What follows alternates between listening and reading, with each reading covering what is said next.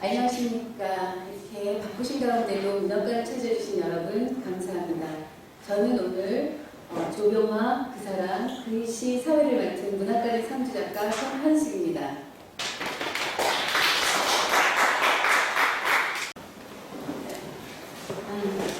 그럼 김용정 선생님의 인사 말씀을 시작으로 진행해 보겠습니다. 나와주세요.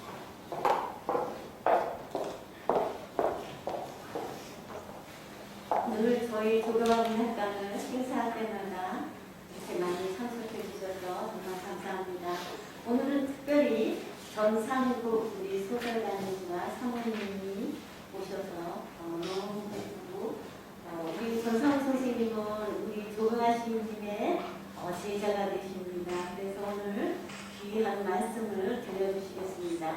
그리고 우리 정관희 연세대 교수님도 이렇게 바쁘신 가운데 저희들한테 좋은 연구 발표를 조병화 그의 시에 대해서 말씀해 주실 겁니다. 네, 그러면 이제 시작하겠습니다. 잘 들어주시고 조병화 선생님에 대해서 더 많이 알고 더 많이 사랑하게 되는 좋은 기회가 될 것 같습니다. 조병화 100주년을 위해서 많이 협력해 주신 여러분 다시 한번 감사의 말씀 드립니다. 감사합니다. 김영종 대표님 감사합니다. 올해는 조병화 탄생 100주년 기념이고요. 시를 쓰고 연구하는 사람의 입장에서 전상국 선생님과 정관희 선생님을 문학관에 모시게 된 것을 대단히 영광으로 생각합니다.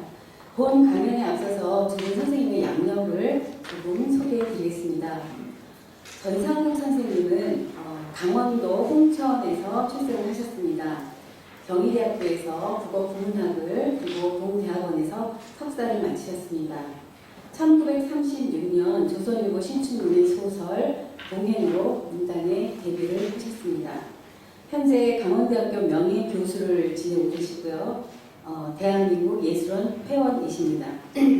개인적으로 하늘 아래 그 자리를 제가 인천이었었던 시절에 뵙기면서 잘 읽었던 기억이 있어서 선생님을 이렇게 가까이 뵙게 되어서 영광입니다. 먼저 전상국 선생님 모시고 우리 조병화 그 사람에 대해서 얘기 들어보도록 하겠습니다. 여러분 박수로 선생님 맞이해주시고요.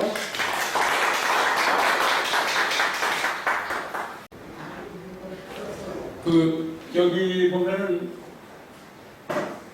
좀 이렇게 조병화 그 사람 그의 시인데 이거는 제가 오늘 말씀드릴 때 그 사람을 말씀드리는 건 아닙니다. 그 어른을 오늘 지금 이렇게 뵙는 그런 기분으로 앉았습니다. 제가 이렇게 그 사람이라고 하는 것은 아니라는 걸 양해해 주시기 바랍니다. 조병화 선생님을 지금 오늘 조금 일찍 와서 묘소에 집사람하고 같이 가서 뵈면서 집사람이 이제 매일 집에서 정원에서 풀 뽑는 일이 아주 전공이거든요. 그래서 오늘도 우리 같이 왔으니까 집사람이 여기 좀 묘소에 좀 정리해드리고 가자. 그래서 풀을 한 30분 동안 뽑으면서 선생님을 생각했습니다. 그때 떠오른 생각이 선생님, 그 다음에 무슨 말씀을 제가 입에도 좀 소리내서 중얼거리고 싶은데 아무 말이 안 나오더라고요. 선생님 이 말밖에 안 나오는데 오늘 제가 이 자리에서 선생님을 어떻게 말씀드려야 되는지 모르겠습니다. 다만 오늘 선생님을 이렇게 한번 지금 선생님 문학이 아니라 선생님의 삶이라든가 그런 것을 말씀드려야 되는 입장에서는 하나 말씀드리는 것은 조병화 선생님이 참 우리 조진영 아드님 김용정 사부님 참 잘 주셨다는 거.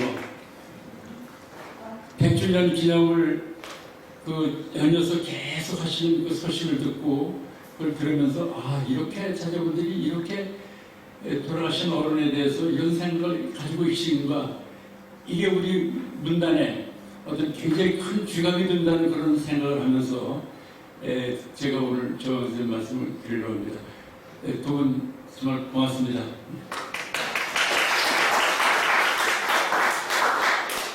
저는 조병화 선생님의 제자로 여기 앉았습니다.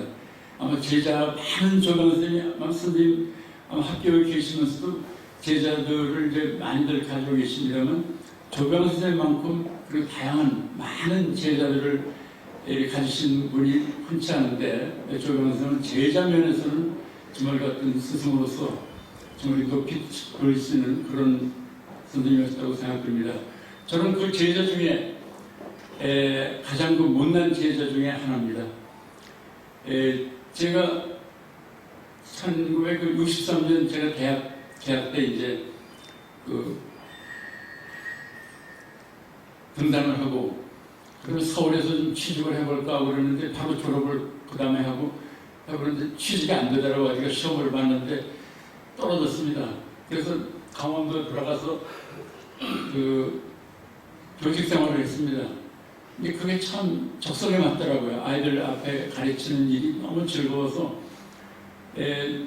맞으면서 등단을 했으니까 시골에서 소설을 써야 되는데 등단하고 제가 작품을 2편인가 3편 정도를 발표하고 작품을 못 쓰게 되더라고요. 이제 교직 생활하면서 좀 작품을 쓰는 게 가장 이상적이고 그런 꿈이었는데 뭐 시골에 가 있으니까 강원도 시골에 있으니까 청탁도 오는 데가 없고 또 아는 머니도 없고 시골에 있으니까 그 10년 동안 제가 작품을 못 썼습니다.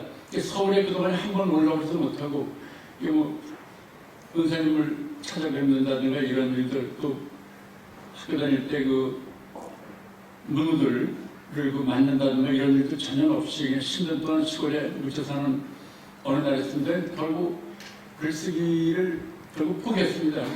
버리고 나니까 많이 편하더라고요. 가 있으면서도 가르치면서도 내가 뭔가 해야 될 일이 있는데 늘 마음이 좀 불안하고 뭔가 좀 마음이 상당히 힘든 상태로 늘 지내는데 그걸 털기 위해서 뭐 그냥 술도 많이 먹고 또 뭐 그래서 가르치는 거에 더 열중하게 되고 그러면서 이제 거의 이제 글쓰기를 포기하고 있는 어느 날이었습니다. 또 그러면서 제가 열심히 또 가르치다 보니까 학교에서 제가 3학년 담임을 그때 입시 같은 이제 3학년 담임을 제가 7년 동안이나 계속 3학년을 맡으면서 아주 가르치는 일이 완전히 빠져있는 어느 날인데 그게 여기 썼습니다만 72년 3월 초입니다. 학기 초인데 그때 학기 3월 시작 학기 초인데 제가 수업을 끝나고 그러니까 조경 선생님이 전화를 걸어오시는 겁니다. 사무실로. 그래서 수업을 끝나고 나오다가 사무실에 전화가 왔다고 받으니까 야, 너 성국이냐? 네, 그렇습니다. 했더니 너 왜 시골에 붙여서 뭐하고 있냐? 그 말씀을 야단치시더라고. 그러면서 너 당장 내가 오늘 너 당장 올라오라고 전화 온 거다. 왜냐하면 내가 경희대학교 물리대 학장이 됐거든. 오늘 나부터 와서 인사해. 선생님 스타일이 이제 그렇게 말씀하시더라고요. 그래서 네, 알겠습니다. 대답은 하는데 도저히 그날 올라갈 수가 없더라고요. 그래서 선생님 전화 딱 끊으시고 그래가지고 많이 고민하다가 다음날 학교에 결근가를 내고 아침 일찍 경희대학교 올라왔더니 물리대 학장실에 갔더니 선생님이 저를 이제 반겨주셔서 제가 의자에 앉아서 선생님 축하드립니다 이렇게 해주시고 이런 말씀 드리려니까 선생님 벌써 자리에 일어나시더라고. 따라와 이러면서 내가 좀 바쁘니까 너 따라와 이러더니 경희대학교 그 본관을 데리고 가시더라고. 앞서서 하더니 그 조영식 총장님한테 그때 하고 설립자이신데 그 앞에 이렇게 앉게 하시더라고. 그러더니 지금 말씀드린 애가 이해입니다. 저를 가르치시면서 이해라고 그러시더라고요. 그러니까 총장님이 조영식 총장님이 떠들으시면서 그러냐고 뭐 잘해달라고 그냥 그러시더라고요. 그러니까 네, 그럼 됐습니다. 그러면서는 나를 데리고 금방 하시는데 그 경희대학교 안에 경희고등학교라는 학교가 있습니다. 학원 안에 있는 학교인데 경희고등학교 교장실로 갑니다. 그때 그 김정은 교장 선생님이라고 하셨는데 그 초대 교장 선생님인데 교장 선생님한테 나를 데려가더니 거기 앉아가더니 교장 선생님 말씀드린 애가 얘기입니다. 학원장님한테 말씀하는 거 똑같이 소개하시더라고요. 그러니까 그 선생님이 알았습니다. 그러니까 아주 얘가 좀 잘 부탁합니다. 잘 부탁합니다. 이렇게 아주 말씀을 하시더라고요. 그래서 일어서 나가시는 거예요. 바쁘시다고. 제가 그 자리에서 그냥 그날부터 경희고등학교 교사가 됐습니다. 시골학교 국어선생이 경희고등학교 국어선생이 됐습니다. 그래서 그때부터 저는 오게 되니까 그때 선생님도 뵙고 또 황순원 선생님도 뵙고 또 서울에 있는 문화들도 만나게 되니까 굉장히 힘든 나라를 보게 되더라고요. 그래서 제가 그 글을 다시 쓰게 된 동기가 그때부터 이제 글을 쓰게 돼서 지금까지 제가 작가로서 이 자리에 앉게 된 것도 제가 작가로서 제 작가가 된 제자로서 이 자리에 왔습니다만 선생님 생각은 그 얘기부터 드리지 않을 수 없습니다. 그리고 선생님이 제가 이제 경희고등학교 교사가 돼서 이제 생활을 하고 있는데 여기 썼습니다. 70몇 년이니까 80년인가 뭐 그렇게 기억합니다만 또 3월달인데 제가 이제 자두를 학장실에 찾아뵙겠습니다만 선생님이 너 성국이 시간 있으면 잠깐 나한테 와라 그래서 올라갔습니다. 선생님 방에 올라갔더니 그 캠퍼스를 이렇게 많이 펼쳐놓고 그림 그리시더라고요. 학장실에서 그림을 그리시고 제가 와도 돌아보지 않으시고 그냥 그림 열중하시면서 제가 서서 그림 구경을 하고 있으니까 선생님이 느닷없이 야 성구가 나 외롭다. 선생님 말씀 나 외롭다 하시면서요. 제자한테 그래서 틈 말씀에서 그냥 그림이 오면 나 외롭다 그 말씀이지 제가 뭐 답변할 것은 모습이 나를 외롭다는 걸 저한테 제자한테 얘기하셔서 저를 부르신 거죠. 그때가 그 79년에 박정희 시해 사건이 있었고 또 전국 개업령이 내리고 그래서 학교가 강의를 제대로 못하고 이제 그럴 때거든요. 선생님 그때 강의도 안 이루어질 때인데 선생님이 이제 그림을 그리시고 그런 시구에 선생님이 저한테 저를 불러서 외롭다는 말씀을 하신 겁니다. 뭔가 그 말씀을 하시기 위해서 저를 부르신 거죠. 그래서 저는 말씀드릴 게 없어 가만히 서 있으려니까 너 아호 없지. 저는 그 아호 호라는 게 저는 시골 사람이기 때문에 아호 문화하고는 굉장히 모르거든요. 그 예술인들이 자기가 만들거나 다른 분들에게 받아서 가지고 있는 예명 그 아호 문화에 저는 상당히 먼 사람이기 때문에 뭔지 모르는데 다만 그때 선생님 아호가 편운이라는 걸 알고 있습니다. 그때 그 강씨도 말씀드린 편운이라는 표현을 알고 있습니다만 그 편운이라는 게 늘 마음속에 왔었어요. 조각구름. 조각구름. 선생님들 보여주시는 거 허무 뭐 이런 것가 대명관이 되더라고요. 그런데 저한테 느닷없이 아호를 모셔서 여쭤가 없습니다. 그러니까 너 홍천 촌놈이지? 제가 강원도 홍천이거든요. 홍천 촌놈이지? 너는 오늘부터 홍천의 구름이다. 홍운. 그래서 그때 선생님이 제 예명을 아호로 내주셔서 저는 다른 게 없고 지금까지 그걸 많이 쓰진 않습니다만 뭐 호를 얘기하면 홍운을 얘기하고 있습니다. 그러시면서 그 화선지 큰 거를 꺼내시더니 붓을 들어서 휘호 하나를 이렇게 세월이 화조처럼 빠르다는 그런 휘호를 하나 써주시는 속에다가 편은 홍은을 위해서 썼다는 걸 하나 표현해서 지금 제 집에 서재에 이렇게 있습니다만 홍은을 내려주신 어른입니다. 그러면서 제가 그 조병원 선생님을 같은 학원에 이제 학원 안에 캠퍼스에 있으니까 이제 늘 찾아뵙고 그런 생활도 했습니다만 더 구체적인 것은 제가 그 대학원을 경희대학교 교사를 하면서 뒤늦게 이제 그때 그런 붐이 일어서 이제 작가들이 뒤늦게 대학원 공부를 할 때 제가 대학원을 들어가서 공부를 하고 이렇게 이제 그걸 석사 과정을 마쳤을 때인데 그때 저하고 동기인 김용성이라는 지금 작곡한 작가입니다. 김용성 작가가 박사학위를 끝나고 그다음에 강원대학교 춘천에 있는 강원대학교에 거기에 원서를 교사 신임 교수 채용의 원서를 놓았다고 그러더라고요. 참 저는 그건 뭐 자격이 되니까 그래서 그 친구가 이제 될 줄 알았는데 그 친구가 어느 날 저를 찾아왔더라고요. 내 성구가 나 강원대학교에서 그 원서 어떤 거 도로 빼왔다. 왜 그러니까 내 강원도도 모르고 뭐 그냥 그러니까 그냥 그렇게 너나 한번 시간 있으면 내봐라 뭐 이런 식으로. 그래서 그 친구가 그리고선 타고 잊어먹었는데 나중에 알고 보니까 조병환 선생님이 그 인하대학교를 가시고서는 가시면서 그 김영성한테 그 언지를 주셨대. 너를 내가 거기 가서 부학장이 될 거니까 너를 데려가겠다라. 그러니까 김영성이 원서를 거기서 빼온 겁니다. 그래서 제가 강원대학교 그 교수가 된 게 조병환 선생님 때문에 아니겠습니까?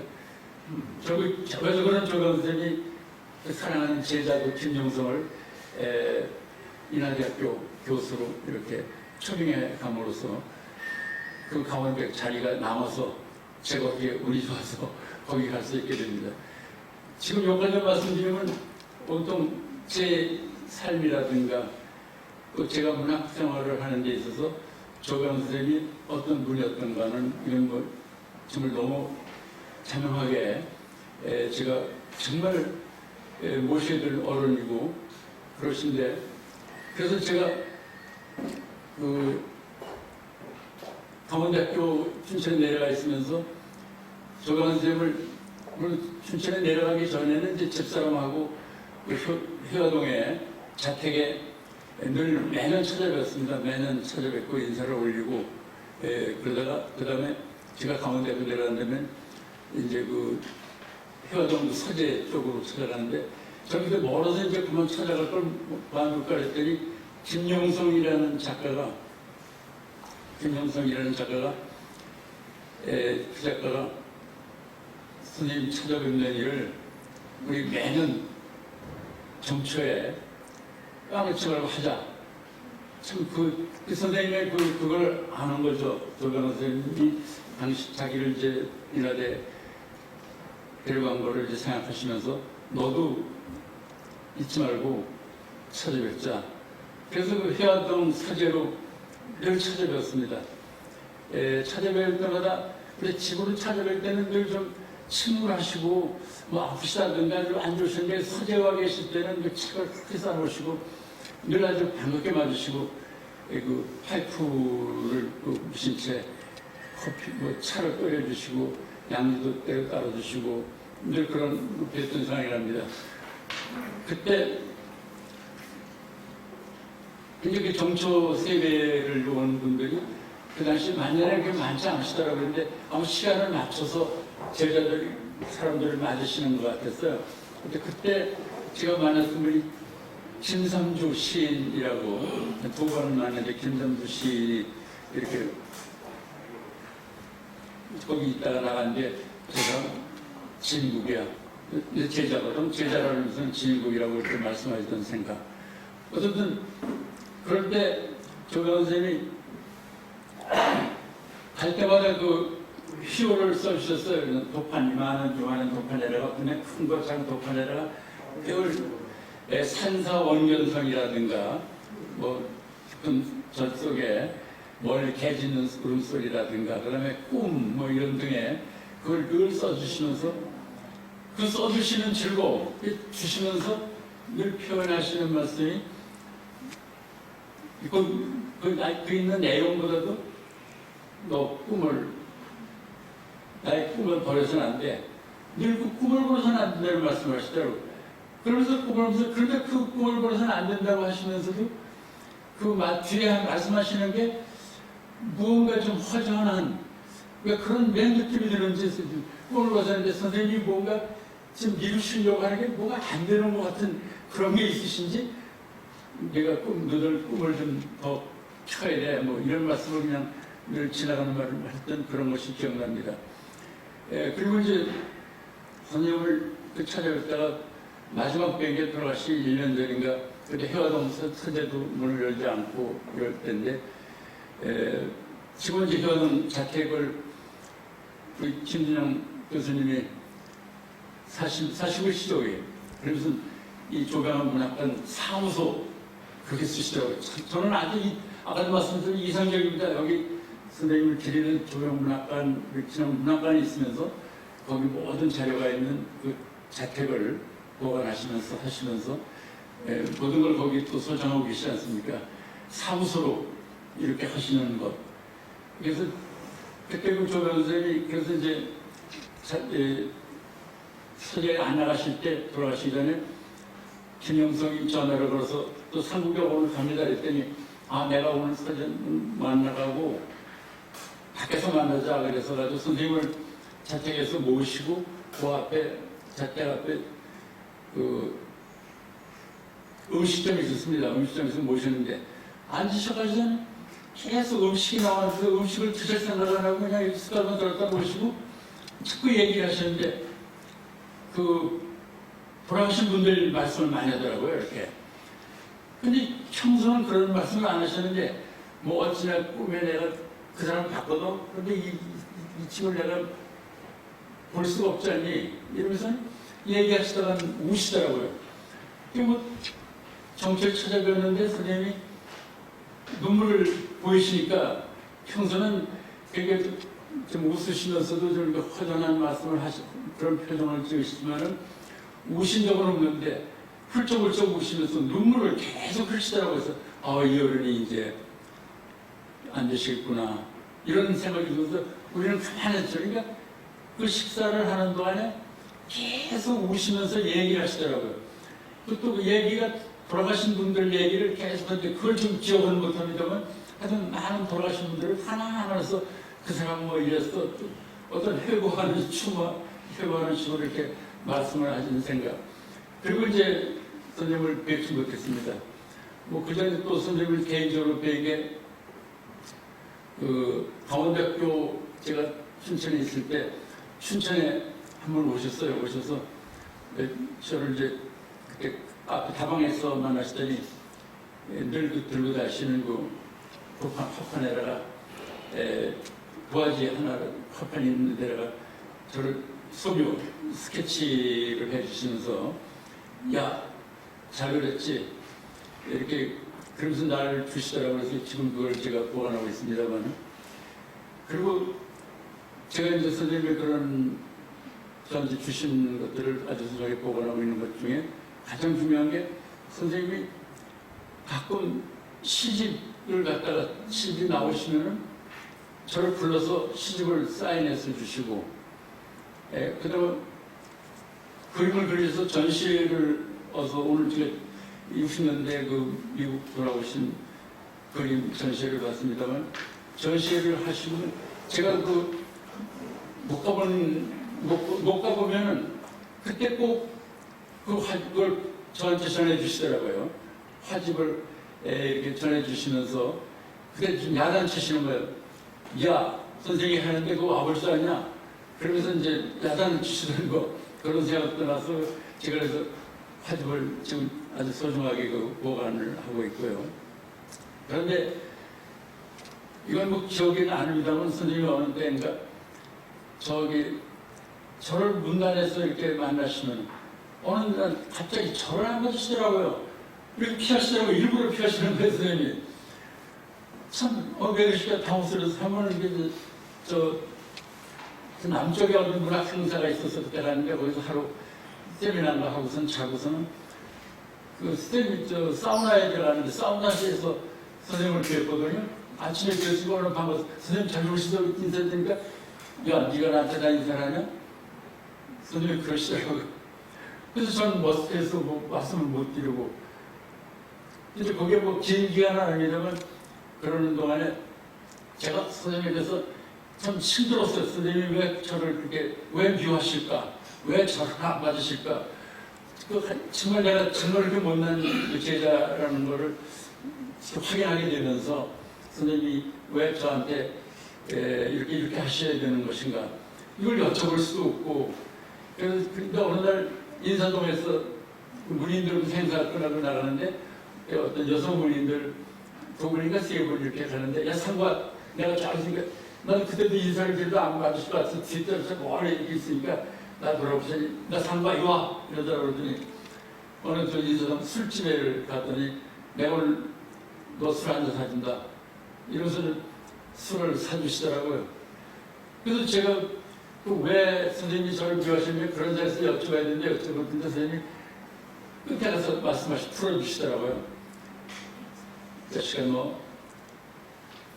너 누구만 찾아다니고 나는 너 안 찾아보고 그때 제가 대학원 그때 늦게 다니면서 어느 교수님 방에 주로 많이 들어갔거든요.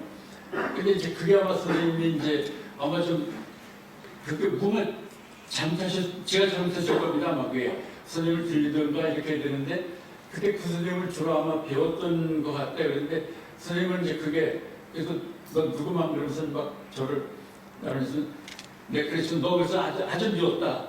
그랬지만 내가 너를 용서하기로 했다. 선생님은 아주 직선적이시고 그래서 저는 그때 그 말씀 드리면서 아 선생님이 얼마나 내가 그 선생님을 이렇게 잘 모셔야 되는데 그렇게 할 때 그게 좀 안 좋게 보이셨나. 그러면서 그 감정을 직접 불러서 술을 사주면서 푸시는 선생님.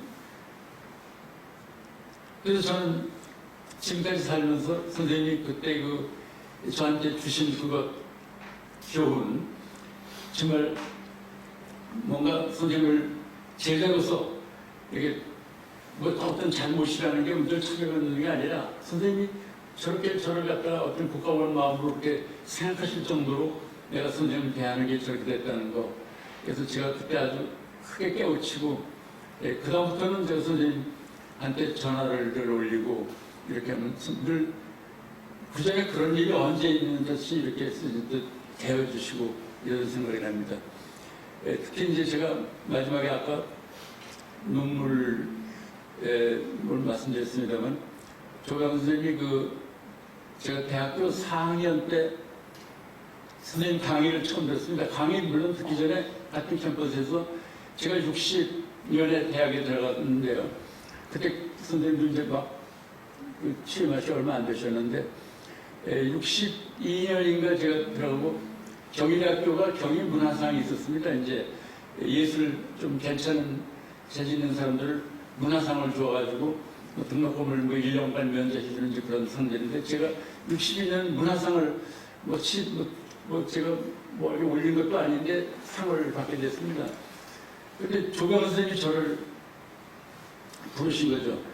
그래서 그때 저는 그때 무슨 말씀을 했는지 기억나는데 상은 아무나 받는 게 아니다. 선생님이 상은 아무나 받는 게 아니라는 말씀을 했죠. 그러면 아무나 받는 거를 말씀하시면서 그때 제가 듣기에는 아마 상을 받았으면 그 상값을 하려면 해야 된다. 이런 것들, 그때 그게 충격이었습니다. 그래서 제가 그 상을 받고도 누가 상을 그때 상을 아마 조경 선생님이라든가 홍선 선생님이 심사를 하셨던 것 같아요. 그래서 심사하시니까 저를 이렇게 불러서 그래서 격려를 해주신 것 같습니다. 특히 조경 선생님의 제자 사랑은 아주 각별하셨습니다. 특히 이제 대학에서 같이 공부하는 다른 학교 제자들 많이 있습니다만 국문과 제자들 중에 제가 기억나는 건 저하고 같은 학번인 전라도 광주에서 올라온 이성부라는 시인이 있습니다. 제가 대학에 들어가서 이 친구 처음 만나가지고 자취생활도 같이 하는데 조경 선생님이 이성부를 그때 이성부는 고등학교 때 등단을 했거든요. 등단을 하고 이제 대학을 왔는데 아주 이성부를 굉장히 아껴주셨습니다. 저하고 차츰 무슨 선생님이 불러서 갔다 왔다든가 그 다음에 이성부가 이제 대학 다니기 전에 군대 가기 전에 학부사에 들어가서 기자로 일했거든요. 그것도 이제 조강 선생님이 기자생활에 알아서 넣어줬던 것들. 그 다음에 조태리라는 시인, 우리 1년 후배입니다만 그 시인을 굉장히 좋아하시고 그 다음에 조강 선생님은 그다음에 이성부가 이제 옛날에 한국일보에도 가 있고 다닐 때 늘 내가 저를 만나면 야 성부 지금 잘 있냐?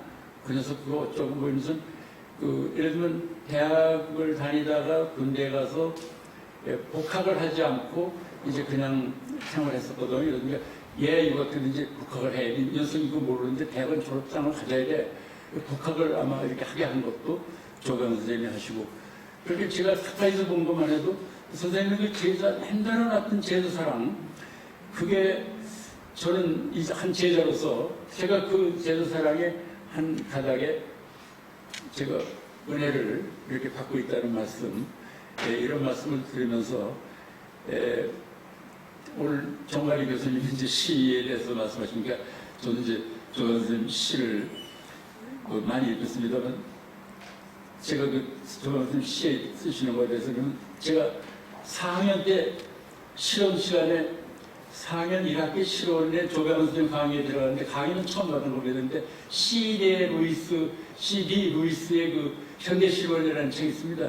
그 책 가지고 강의를 하신 기억은 별로 없는데, 그때 많은 말씀을 하시는데, 그때 럭비 하시던 거, 뭐 물리 공부하시다가 이렇게 시 쓰는 즐거움, 하여튼 시 쓰는 게 즐겁다, 나는 모든 게 다 즐거웠다 하는 게, 럭비 하는 거 뭐 하는 무슨 이 럭비 말씀할 때 이렇게 보통 이렇게 거쳐시키시면서 여기 막 가슴을 내보시면서 이렇게 하신 그런 생각도 나고, 하여튼 그때 말씀, 오래된 얘기 기억이 안 난다면, 내가 선택해서 하는 건 뭐든 난 즐거웠다, 즐겼다. 그런 얘기.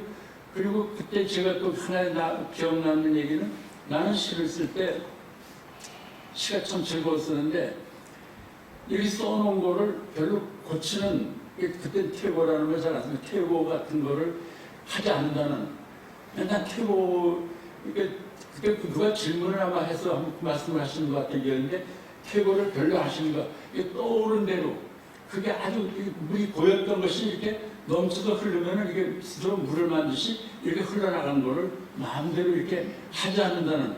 근데 그 말씀이 지금도 기억나는 거 보면, 저는 문장력이 없어가지고요, 또 어휘력이 없어가지고, 그게 잘 안 되거든요. 근데 컴플렉스였어요. 고등학교 때 선생님이, 문예관 선생님이 시골에서 올라와서 이제 문예관에 억지 들어가서 글 좀 써볼까 하고, 문예관에 글 쓰는 데로 들어갔더니, 문예관 선생님이 저한테 제가 쓴 글을 읽어보시고서는 교무실에 오라더니, 너 글 쓰지 말아라. 그래서 가져와서, 그래서 뭐라고 하시냐면, 내가 멍청했으니까 너는 어휘력과 문장량이 잼뱅이야 하시더라고요. 어휘력과 문장량이 잼뱅이라는 건 얼마나 아주 나쁘다는 뜻 아닙니까? 그러면서 그걸 던져주셨는데 그걸 못 받아서 어머니가 뿔로 터졌거든요. 그걸 주워오고, 그때 그 문예관 선생님이 저를 작가로 만드신 거죠. 저는 글 쓰려는 얘기에 뭐가 부족하냐면, 어휘력과 문장력이 저는 없다는 거. 그게 있어야 되는데 그게 없다는 걸 선생님이 내 글 하나 읽으시고 일깨워 주셔가지고, 근데 교육은 격려하는 것도 필요합니다만, 이렇게 좀 더 잘못된 거를 짚어서 뭔가 부족한 거를, 그 열등한 거를 짚어주면서 그것을 상대가 인식하는 것. 그때 난 아주 고등학교 때 저는 어휘력과 문장력이 없다는 걸 인식을 했습니다. 제가 그 최승호 시인이 이제 인식이라는 시를 보면, 도마뱀의 짧은 다리가 날개 돋친 도마뱀을 태어난다. 이 시 전문 아니겠습니까? 도마뱀의 짧은 다리가 날개 돋친 도마뱀을 태어난다. 도마뱀이 만약 다리가 짧다는 걸, 열등하다는 걸 컴플렉스 느끼면, 왜 다리가 짧은 느끼면 날개 돋친 도마뱀을 태어난다 이거죠. 그래서 짧다는 걸, 열등한 걸 인식만 한다면 이게 창조고 이게 모든 것이 아니겠는가, 이런 생각을 하게 되면서, 저는 열등한 거를 감추기로서 인식해서, 몸 구조 인식해서 많이 고쳤거든요. 아주. 이게 고치면서, 고치면서 또 문장을 바로 쓰면서 몇 번 써보고, 그냥 국어사전도 없습니다만 남말을 자꾸 여러 개 써놓고, 전 지금도 버렸어요. 글 쓰는데. 근데 그게 글쓰기 즐거움이라는 거거든요. 글쓰기 즐거운데, 그러니까 열등한 것을 극복하기 위해서, 감추기 위해서 뭔가 하다 보니까, 이제 그 문장 만드는 즐거움, 뭐 이제 이런 것들, 어휘를 남들보다 좀 괜찮은 걸 찾았었던, 뭐 별거 아니지만 그런 생각들, 뭐 이런 거를 이제 갖게 되지 않았는가. 근데 그게 저한테는 사실 조강 선생님 말씀하시는 그거는 굉장히 컴플렉스죠. 정말 나는 없어서 허도도 파가지고 자꾸 써도 잘 안 되고 이렇게 하는데, 선생님은 이게 된다는 거. 그래서 그 선생님이 시를 읽어줬어요. 근데 지금도 선생님의 저는 그 시를 우리 시가 저도 시를 좀 많이 읽는 편입니다만 시는 다음에 읽어서 또 읽고 싶은 거 이게 좋은 시인데 근데 선생님 시가 저는 이렇게 쉽다고 남들이 쉽다고 했는데 이 쉬운 속에 읽으면서 그 다음에 또 읽고 싶어요. 뭔가 그게 의자 같은 거 자꾸 반복해 읽고 싶은 거 그게 뭐냐면 그거는 저절로 흘러나와서 이렇게 되는 것이 아니겠는가 뭐 이런 생각을 하면서 늘 제가 대학교 때 아주 그때 처음 글 쓸 때 열심히 쓰려고 그냥 만들고 막 이렇게 할 때 선생님이 천하게 흘러나오는 대로 쓰셔서 하는 게 문학이라는 걸 시라는 걸 보여주신 그 말씀이 저한테는 선생님 어떤 글쓰기의 어떤 중심처럼 이렇게 자리하게 됩니다.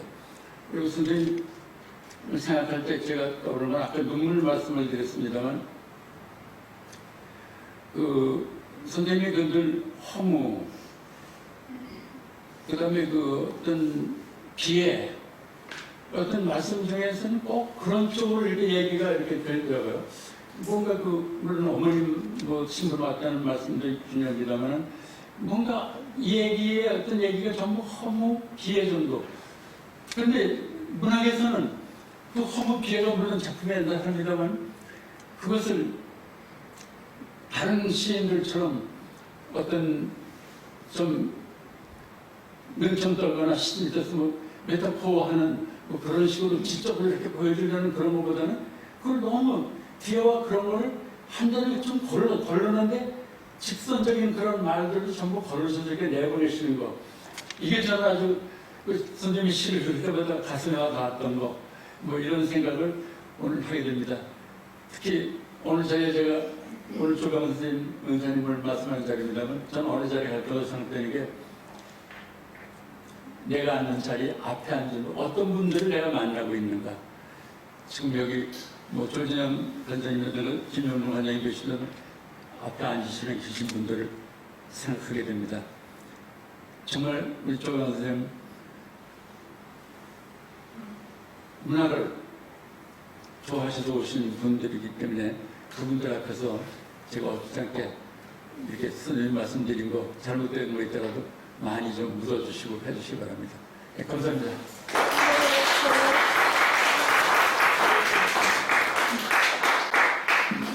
선생님 말씀을 듣고 있으니 뭔가 지지자부려 호지자, 호지자부려 낙지자 하셨던 조병화 선생님이 환생하셔서 여기 함께 계신다는 느낌이 있습니다. 우리는 모르지 않습니까? 이 다른 파장 속에 선생님이 와 계시는 듯한 느낌이 듭니다. 스승과 제자 간의 어떤 그런 따뜻한 이미지가 까마득한 인간의 후배인 저에게는 이상한 희망의 메시지로 들어와서 굉장히 소중한 시간이었습니다. 감사합니다, 선생님.